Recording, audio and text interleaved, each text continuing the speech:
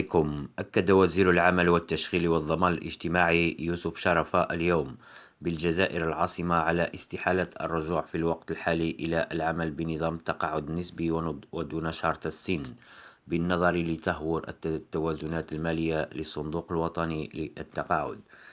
وفي رده على سؤال النائب علي مليحة بالمجلس الوطني الشعبي في جلسة علمية خصصت لطرح الأسئلة الشفوية، تمحور حول مسألة التقاعد النسبي ودون شرط السن. وأوضح الوزير أنه بالنظر إلى تدهور التوازنات المالية للصندوق الوطني للتقاعد ولعدم توفر موارد مالية إضافية، يتعذر في الوقت الحالي الرجوع إلى العمل بهذا الإجراء الاستثنائي للتقاعد النسبي ودون شرط السن.